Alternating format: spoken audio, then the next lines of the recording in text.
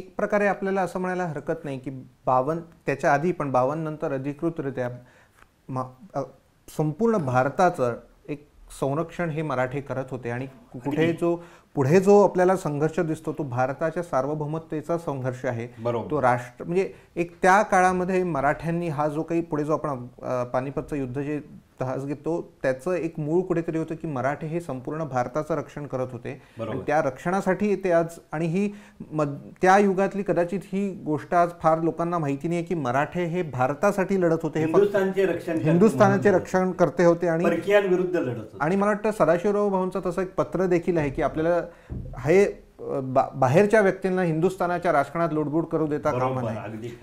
आणि हे महत्त्वाचं आहे. आता आपण बघितलं की राजपूत हे मुघलांचे एकेकाळी त्यांना सर्व मानलेले होते, पण जेव्हा पानिपतचं हे मूळ युद्ध झालेलं आपण म्हणतो तिथे आपल्याला राजपूत मराठ्यांच्या बरोबर आलेले दिसत नाहीत किंवा ही मित्र मिळवण्यात कुठे मराठे कमी पडले किंवा ह्यांची मदत मराठ्यांना का मिळाली नाही. की अब्दाली मायदेशी गेला तो पुन्हा हिंदुस्थानमध्ये येण्याची प्रतिज्ञा घेऊनच गेला आणि त्याला इथली लोक पुन्हा आमंत्रित करतायत आणि त्यातून 1755 मध्ये अब्दाली अफगाणिस्तानातून निघाला आणि पुन्हा तो पंजाबमध्ये आला, लाहोरला आला आणि तो दिल्लीची वाटचाल करायला लागला.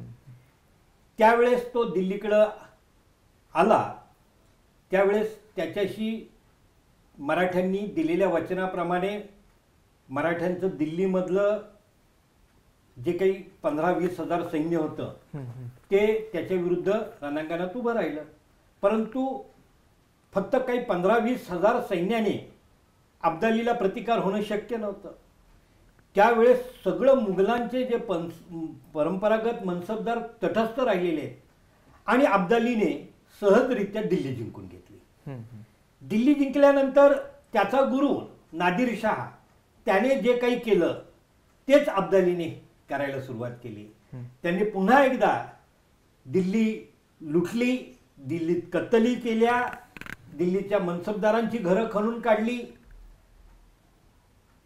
हा आतंक अब्दालीचा दिल्लीमध्ये चालू आहे आणि बादशाहची विनंती पत्र मराठ्यांकडं, पेशव्यांकडं, नानासाहेबांकडे येत आहेत आणि मग नानासाहेबांनी आपण दिलेल्या वचनाप्रमाणे रघुनाथराव पेशवे आपला धाकटा भाऊ त्याच्या नेतृत्वाखाली शिंदे, होळकर, पवार आणि मराठ्यांची सर्व फौज त्याने या अब्दाली विरुद्ध उत्तरेकडे पाठवली. मराठे बघा दिल्लीत गेले.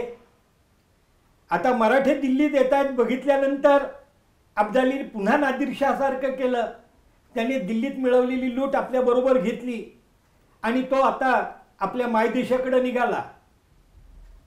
आणि पण जाता जाता त्यांनी काय केलं की दिल्लीमध्ये आपला मुलगा तैमूर शहा याला दिल्लीचा कारभारी केलं आणि त्याच्या मदतीला नजीब खान रोहिला आणि त्याचा भाऊ नजाबत खान या दोघांना दिल्लीच्या लाल किल्ल्यामध्ये त्या किल्ल्याचे कारभारी म्हणून नेमलं. त्यांच्या मदतीला त्याने एकूण 40,000 सैन्य दिलं आणि राहिलेलं सैन्य घेऊन तो लाहोर मार्गे अफगाणिस्तानकडे निघाला. आता तो जातोय म्हटल्यानंतर मराठे दिल्लीत गेले. रघुनाथरावांच्या नेतृत्वाखाली मराठ्यांनी दिल्लीच्या लाल किल्ल्याला वेढा दिला आणि आपल्याला आश्चर्य वाटेल फक्त 14 दिवसामध्ये मराठ्यांनी अफगाण सैन्याचा पराभव करून दिल्लीचा लाल किल्ला जिंकून घेतला. मराठे दिल्लीचा लाल किल्ला जिंकून घेतायत हे बघितल्यानंतर तो तैमूर शहा आपल्याबरोबर 15,000 सैन्य घेतलं दिल्लीतलं आणि तो पळून सरहिंदला गेला. दिल्लीचा लाल किल्ला जिंकलेले मराठे दिल्लीची व्यवस्था लावतायत आणि त्याच्या मागं पाठलागावर निघतात. मराठ्यांनी त्याच्या ताब्यातून सरहिंद जिंकलं. तो लाहोरच्या आश्रयाला गेला. मराठे लाहोरला गेले आणि 1757-58 मध्ये मराठे त्याच्या मागं पाठलाग करत पंजाबपर्यंत पोहोचले. मराठ्यांनी 1758 मध्ये तैमूर शहाच्या विरोधात लाहोरच्या आश्रयाला होता किल्ल्याच्या, मराठे लाहोरपर्यंत येऊन पोहोचले आणि अशा वेळेस या तैमूर शहाच्या मनात एवढी भीती निर्माण झाली होती. मराठे कोणत्याही क्षणी लाहोरच्या किल्ल्याला येऊन भिडणार हे लक्षात आल्यानंतर त्याने मध्यरात्रीच्या सुमाराला आपल्याबरोबर 5,000 सैन्य घेतलं आणि लाहोरला जी रावी नदी आहे त्या नदीवर अब्दालीने हिंदुस्थान येण्यामध्ये आणि जाण्यासाठी नावांचा पूल बांधला होता. त्या पुलावरून 5,000 सैन्य घेऊन तैमूर शहा पेशावरकडं निघून चालला. जाताना त्यांनी हा नावांचा पूल काढून घेतला आणि तो पेशावरकडं पळून गेला. आता मराठे दुसऱ्या दिवशी लाहोरला येऊन भिडले. त्यावेळेस लाहोरच्या किल्ल्यामध्ये साधारणपणाने 10-15 हजार अफगाणांचं सैन्य होतं. परंतु त्यांच्या अशी गोष्ट लक्षात आली की आपला नेता तैमूर शहा मृत्यूच्या भीतीने पळून गेलेला आहे आणि आपल्याला मराठ्यांच्या ताब्यात सोडून गेलेला आहे.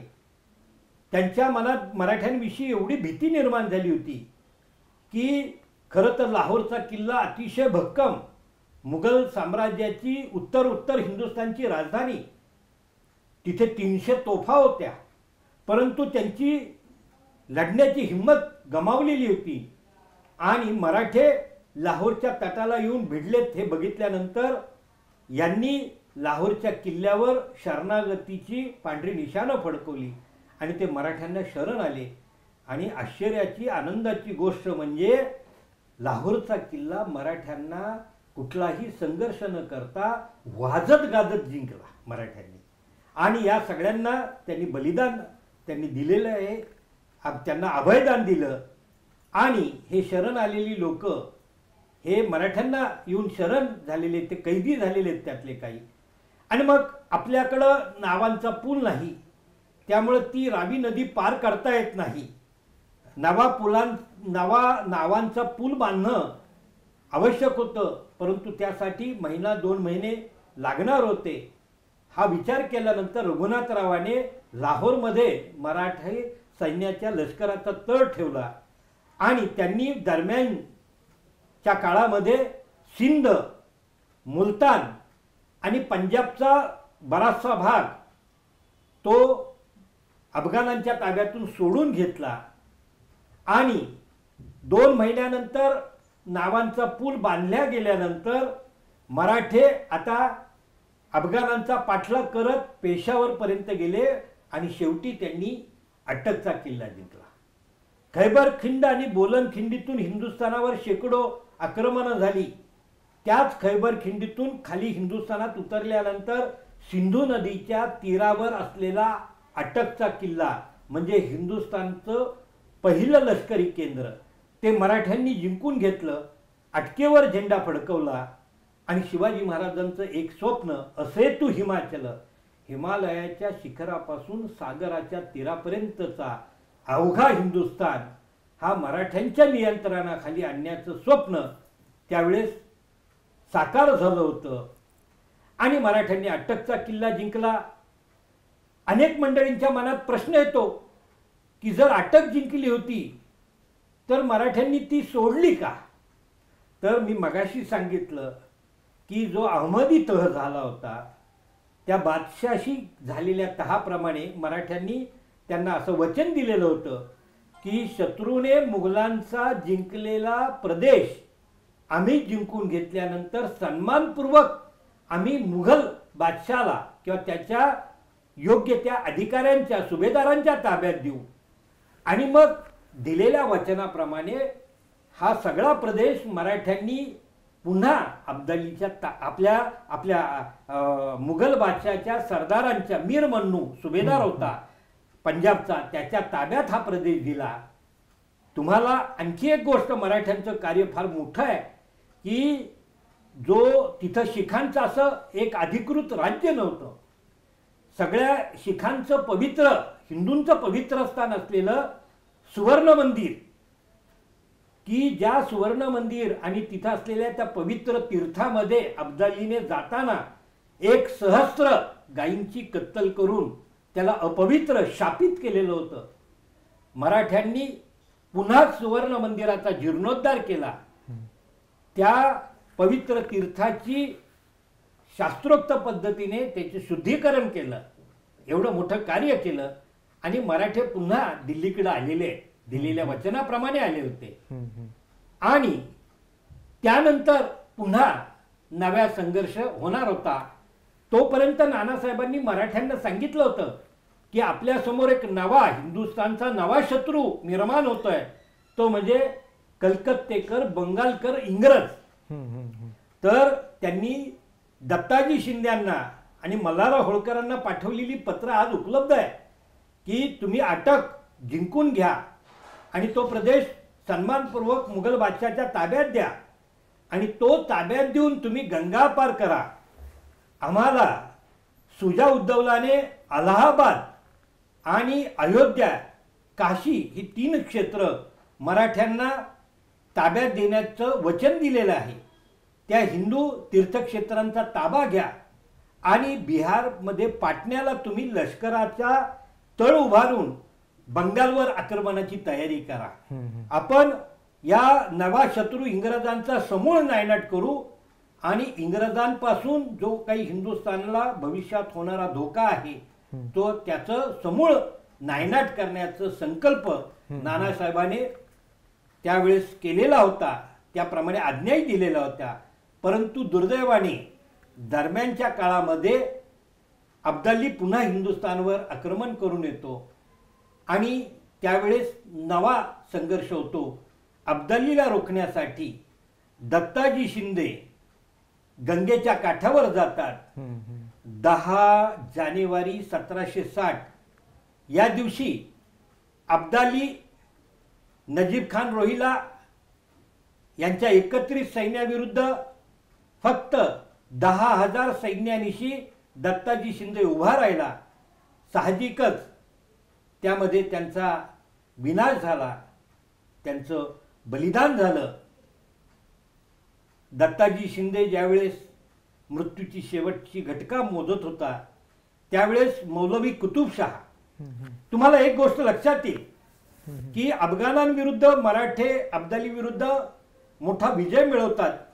यामुळे सगळ्या ह्या अफगाण वंशाच्या संतापलेल्या मंडळींनी त्यांचा नजीब खानाचा जो आध्यात्मिक गुरु होता मौलवी कुतुबशाह, त्याने संपूर्ण उत्तर हिंदुस्थानामध्ये शिया, सुन्नी, अफगाण, तुर्क, इराणी या सगळ्या मुस्लिम मंडळींना जिहादचा नारा देऊन की आता जर मराठे आणखी शक्तिशाली झाली तर दिल्लीतली सत्ता कोणत्याही क्षणी जिंकून घेतील आणि जो हिंदुस्थान आज अनेक शतकं इस्लामच्या नेतृत्वाखाली आहे तिथं ह्या हिंदू काफर मराठ्यांची सत्ता निर्माण होईल, इस्लाम धोक्यात येईल, अशा पद्धतीचा नारा देत अशा पद्धतीचं त्यांनी एक ते अफवा पसरवत त्याने सगळ्या मुस्लिम लोकांना एकत्र केलं होतं.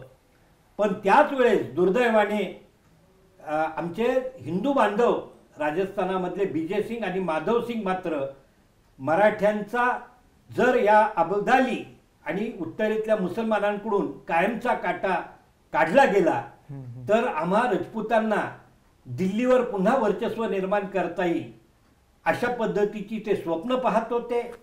आणि थोडंफार तशाच पद्धतीचं स्वप्न हे सूरजमल जाट हा मथुरेच्या आणि राजस्थान आणि आजचा हरियाणा, उत्तर प्रदेश, दिल्लीला लागून असलेला भाग की जिथं त्याची भरतपूर वगैरे भागामध्ये कुंभेरी ह्या भागात जी त्याची सत्ता होती, त्याला असं वाटायला लागलं की जर मराठे दुबळे झाले किंवा मराठे आणि अब्दाली किंवा मराठे आणि उत्तरेतले इथं असलेल्या मुसलमानात जर संघर्ष झाला त्यात कुणाचीही हार हो, आपल्याला आपलं वर्चस्व वाढवण्याची एक संधी मिळेल अशा पद्धतीच्या त्या भूमिकेत ते होते. आणि यातूनच अब्दाली विरुद्ध भविष्यात संघर्ष सुरू झाला. दत्ताजी शिंद्यांच्या मृत्यूची बातमी महाराष्ट्रात समजली. त्यावेळेस महाराष्ट्रात एक आगळा वेगळा इतिहास घडत होता. नानासाहेबांनी सदाशिवराव भाऊंना दख्खनमध्ये निजामाचे वारस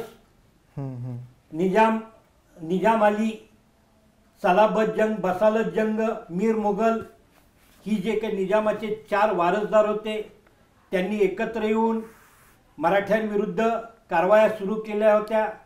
त्याला पायबंद घालण्याची जबाबदारी नानासाहेब पेशव्यांनी सदाशिवराव भाऊंवर सांगितली होती आणि सदाशिवराव भाऊंनी उदगीरमध्ये या निजामाचा दारुण पराभव केला आणि निजामाला शरण यावं लागलं आणि निजामाने शरण येऊन मराठ्यांशी तह केला आणि या तहामध्ये 60 लाखाचा मुलूक आणि अनेक किल्ले आणि सुभे म्हणजे देवगिरीचा किल्ला 556 वर्षानंतर मराठ्यांच्या ताब्यात आला होता.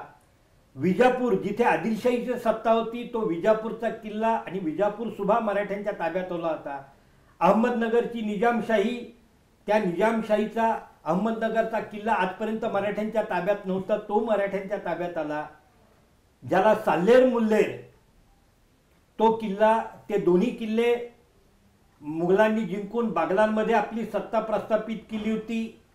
तो साल्हेर मुल्हेरचा किल्ला मराठ्यांच्या ताब्यात येऊन बागलान खानदेशवर मराठ्यांची सत्ता रूढ झाली होती. त्याचबरोबर माळव्यामध्ये बऱ्हाणपूर आणि आशीरगड हे जे मुघलांचे महत्त्वाचे किल्ले होते तेही या तहामध्ये मराठ्यांना प्राप्त झाले होते. एकूण शिवनेरी किल्ला मराठ्यांना मिळाला होता. 127 वर्षानंतर शिवजन्मभूमी मुक्त झाली होती. एवढं प्रचंड यश सदाशिवराव भाऊंच्या नेतृत्वाखाली मराठ्यांना मिळालेलं होतं.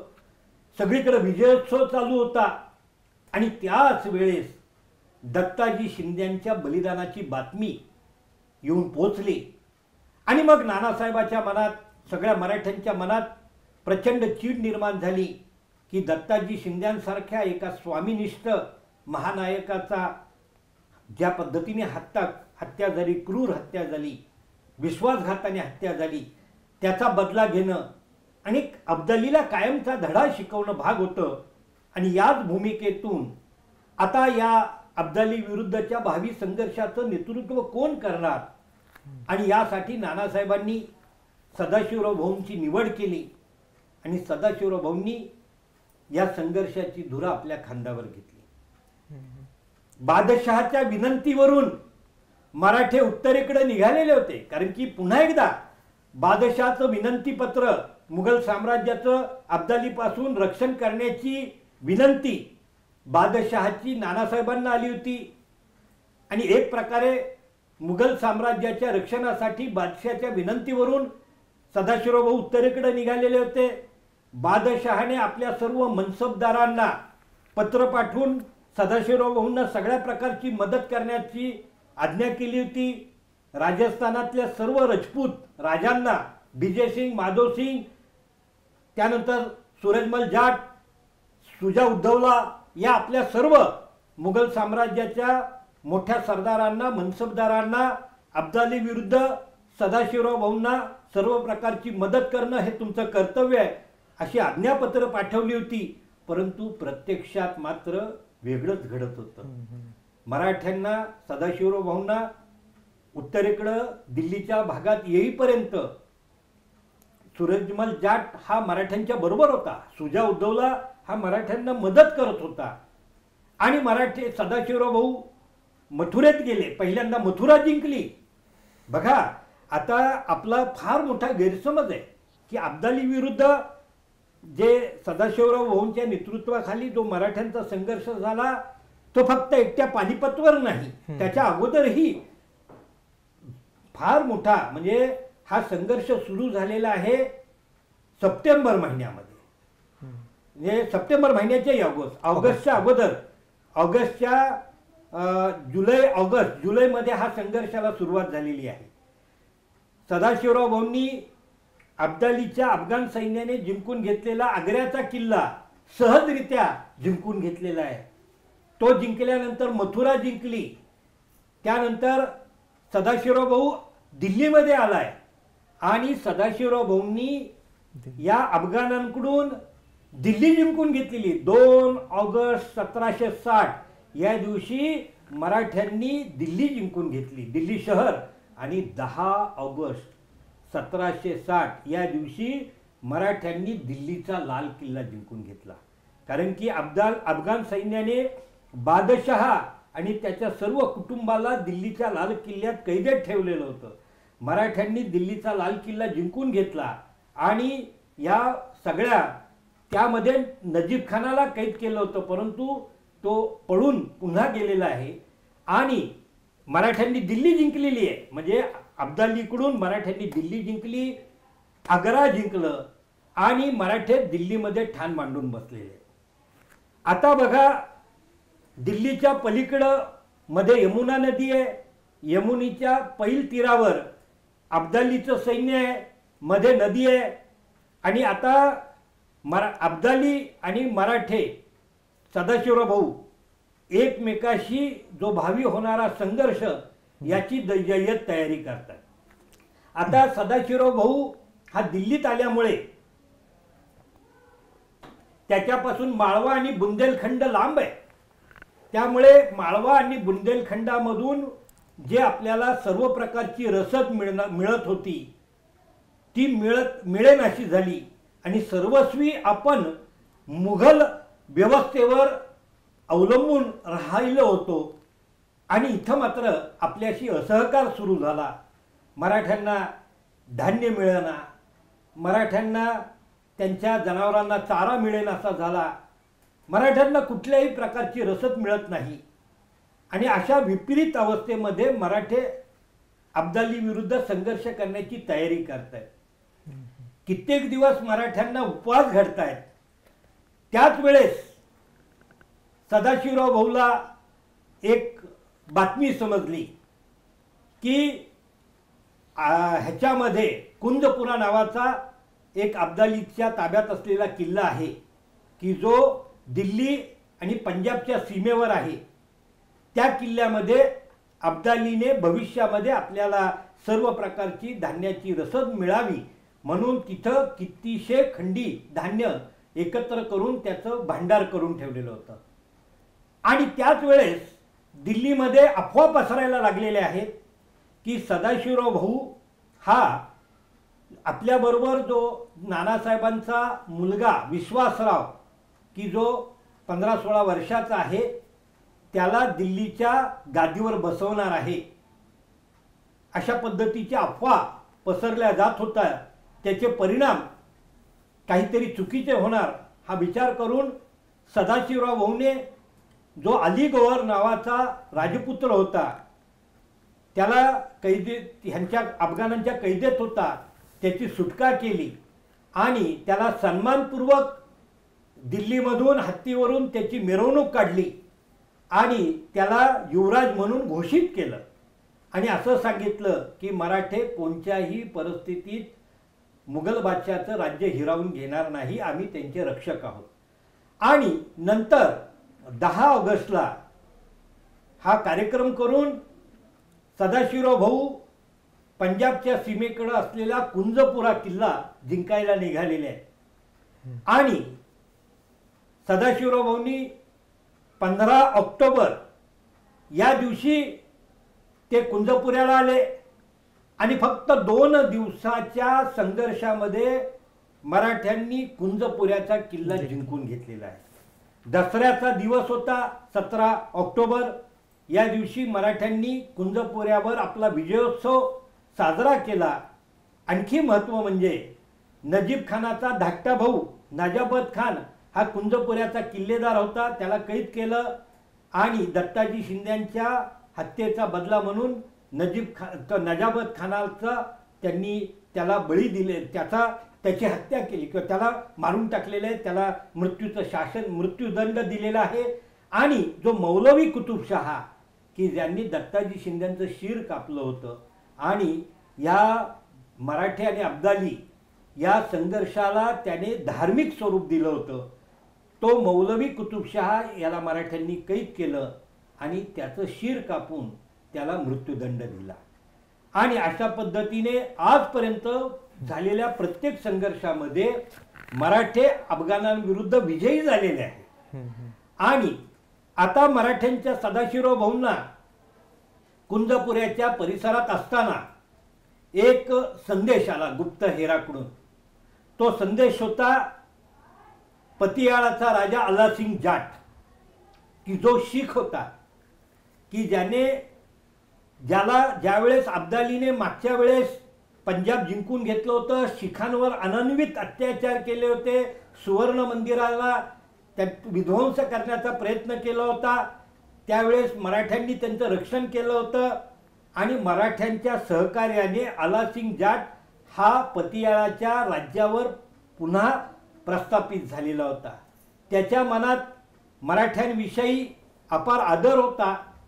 त्याचबरोबर त्याला नेहमी भीती वाटत होती की जर मराठ्यांचा पराभव झाला तर अब्दाली प्रचंड उन्मत्त होईल आणि पुन्हा तो पंजाबमध्ये शिखांवर अनन्वित अत्याचार करेल. जर अब्दालीपासून पंजाब आणि शिखांचं हिंदूंचं रक्षण करायचं असेल तर आपण शीख आणि मराठे यांनी एकत्र होऊन अब्दाली विरुद्ध संघर्ष करावा लागेल. आणि म्हणून त्याने सदाशिवराव भाऊंना असा संदेश पाठवला होता की दिल्लीमध्ये तुम्हाला कुणी सहकार्य करत नाही, राजपूत तुम्हाला सहकार्य करायला तयार नाही, जाट तुम्हाला सहकार्य करायला तयार नाही. आता मी पुन्हा तुम्हाला मगाशी एक प्रश्न विचारला होता, त्याचं उत्तर सांगतो की ज्यावेळेस सूरजमल जाट आणि मराठे किंवा सुजा उद्धवला आणि मराठे एकत्र होते दिल्लीत येईपर्यंत, परंतु ज्यावेळेस मराठे दिल्लीत आले त्यावेळेस सूरजमल जाटाने मदत करण्याच्या बदल्यात त्यांनी एक गोष्टीची मागणी केली की मला तुम्ही मथुरा आणि आग्रा हे 2 सुभे तुम्ही मला द्या आणि सुजा उद्धवलाला तुम्ही बादशहाचा वजीर करा.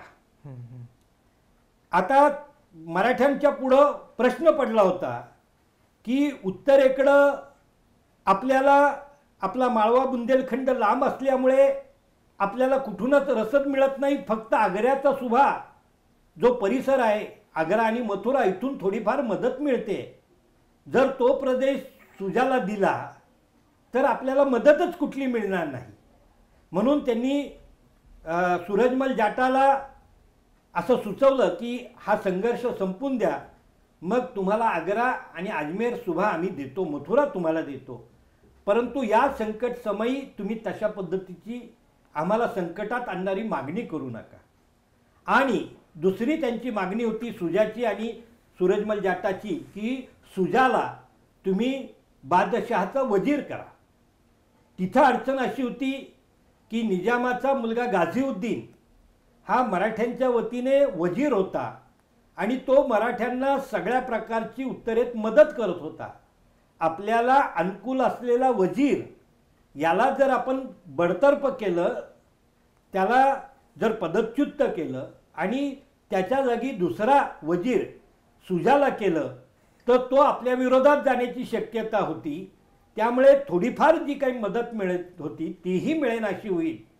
अशा पद्धतीच्या अडचणींमुळे मराठ्यांनी सुजाला वजिरी देण्यासाठी आपली अडचण व्यक्त केली की हे संकट निवारल्यानंतर आम्ही तुला वजिरीही मिळवून देऊ असं आश्वासनही दिलं.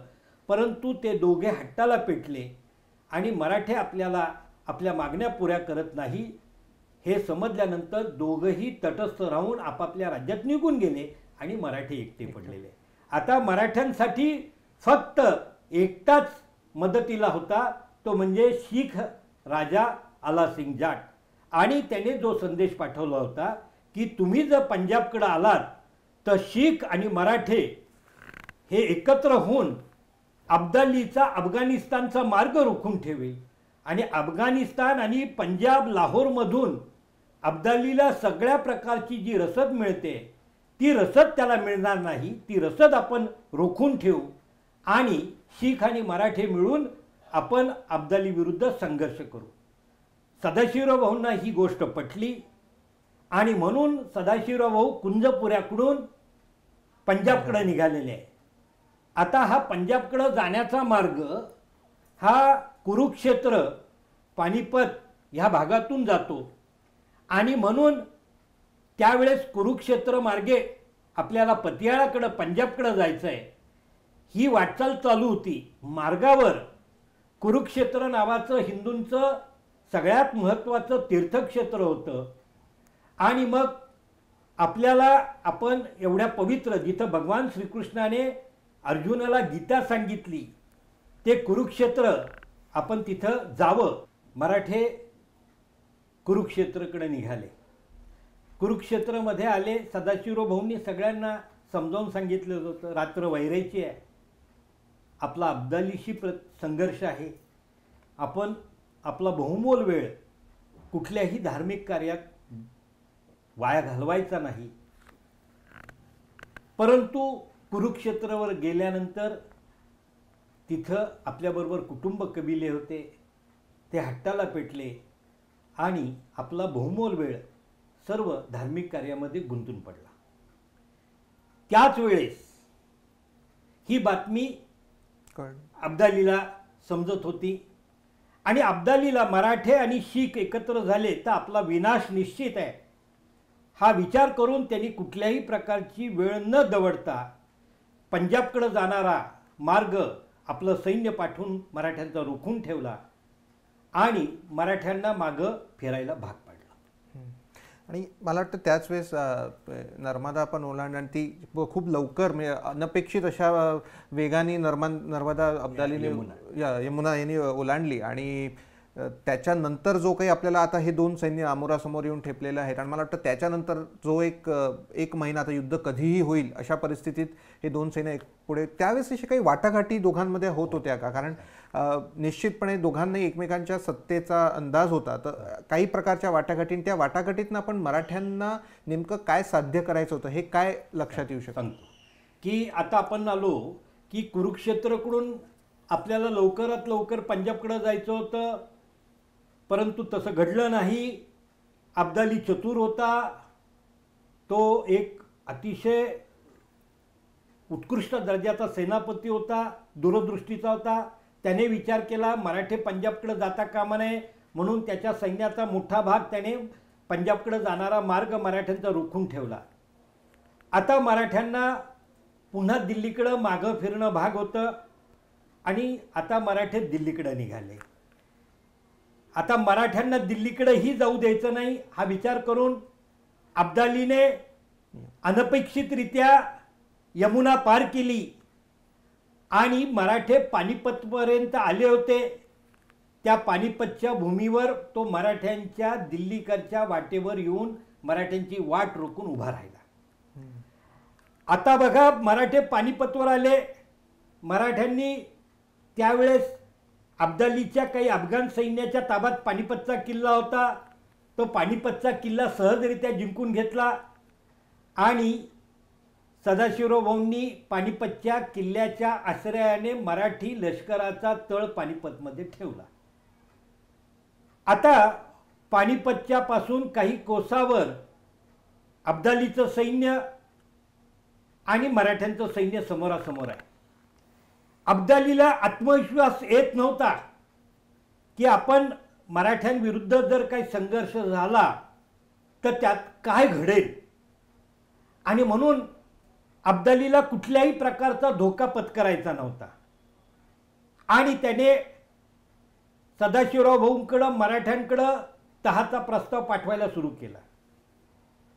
आता मराठ्यांमध्येही एक गट होता, म्हणजे मल्हारराव होळकरांचा एक गट होता, कारण की ज्याचं नजीब खान रोहिल्यांशी संबंध होता आणि नजीब खान रोहिले हा अब्दाली आणि मल्हारराव होळकर यांच्यामध्ये मध्यस्थ म्हणून भूमिका बजावत होता आणि त्याच्या माध्यमातून सदाशिवराव भाऊंकडे अब्दालीचा प्रस्ताव आला.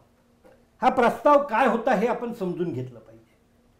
अब्दालीने सदाशिवराव भाऊंकडे प्रस्ताव ठेवला की त्यात तो सांगतो की खरं तर माझा आणि मराठ्यांमध्ये शत्रुत्व असण्याचं काही कारण नाही, कारण की माझी अफगाणिस्तानच्या राज्याची किंवा हिंदुस्थानमध्ये जे 3 राज्य सिंध, मुलतान आणि पंजाब हे मी जिंकून घेतलेलं आहे गेली अनेक वर्ष, त्या राज्याची सीमा आणि मराठ्यांच्या राज्याची ही सीमा लागून नाही, त्यामुळे तुमच्यात आणि माझ्यात वैर असण्याचं कारण नाही. भाग 1.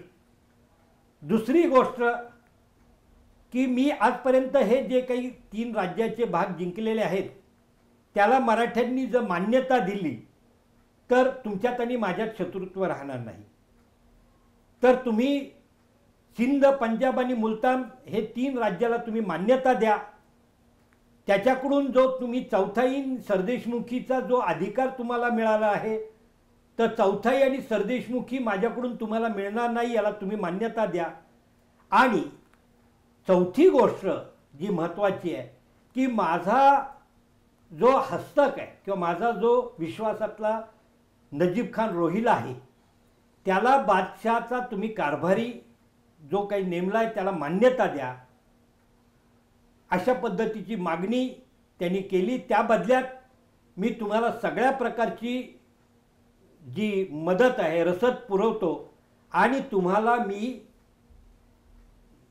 तुम्हाला दिल्लीकडं आणि दिल्लीतून माळवा बुंदेलखंडाकडं जाण्यासाठी मार्ग करून देतो. आपण हा संघर्ष टाळू.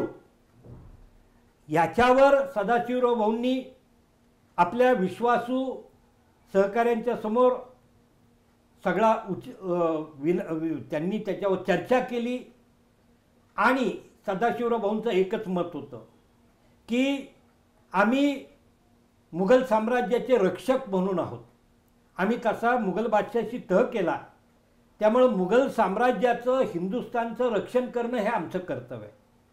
तू अफगाणिस्तानचा राजा आहेस, अटक ही आपली सीमा आहे, तो अटकच्या अलीकडं येता कामा नये. आणि तू हे काही जिंकलेले हिंदुस्थानचे 3 सुबे आहेत ते मुकाटपणाने आमच्या ताब्यात दे. आपण हा संघर्ष टाळू, तू तुझ्या राज्यात निघून जा. हे अब्दालीला कदापि मान्य होणारं नव्हतं आणि त्यातून अंतिम संघर्ष निर्माण झाला.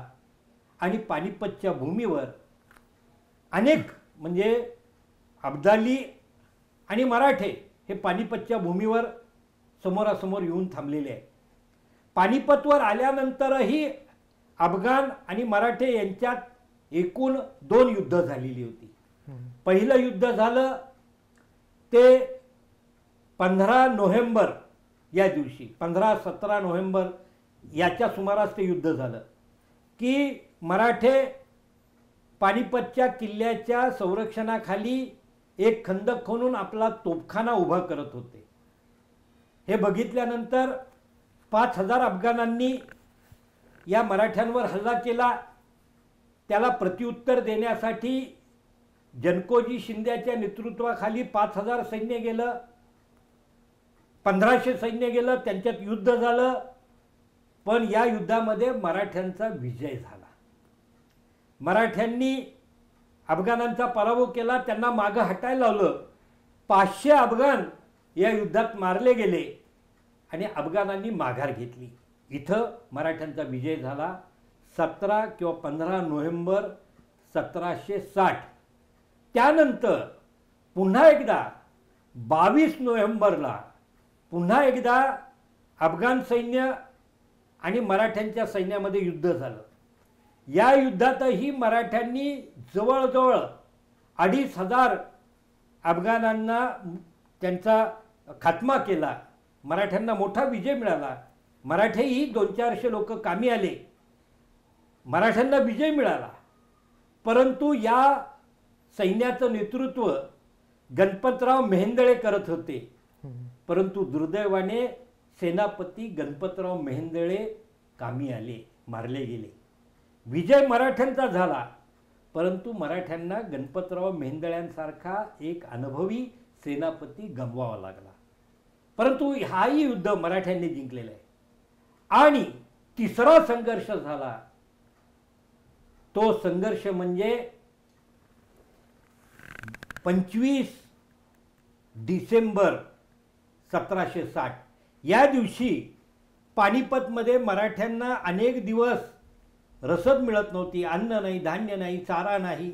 अशा विपरीत परिस्थितीमध्ये मराठे दृढ निश्चयाने अब्दाली विरुद्ध संघर्ष करण्याची तयारी करत होते. त्याच सुमारास मराठ्यांना रसद मिळवून देण्यासाठी गणपतराव गोविंदपंत बुंदेले हे इस्लामाबाद, सिकंदराबाद या भागामध्ये स्वतःचं सैन्य घेऊन गेले होते. 5000 सैन्य घेऊन रसद आणण्यासाठी गेले गंगापार. ही बातमी अब्दालीला समजली. त्याने आपला सेनापती अतई खान याच्याबरोबर 15000 सैन्य दिलं. त्या 15,000 सैन्याने गोविंदपंत बुंदेल्यांना वेढलं आणि त्यांच्यावर हल्ला केला. त्या हल्ल्यामध्ये गोविंदपंतांचा पराभव झाला आणि गोविंदपंत बुंदेल्यांसारखा एक आणखी अनुभवी सेनापती कामी आला आणि मराठ्यांचा एक पराभव झाला. आणि इथंच एक मोठ्या संघर्षाला सुरुवात झाली. आता काय करावं हा प्रश्न सदाशिवराव भाऊंच्या समोर पडत होता. अब्दाली आणि मराठ्यांमध्ये काही तहाच्या वाटाघाटी मल्हारराव होळकर आणि अब्दाली यांच्यामध्ये चालू होत्या.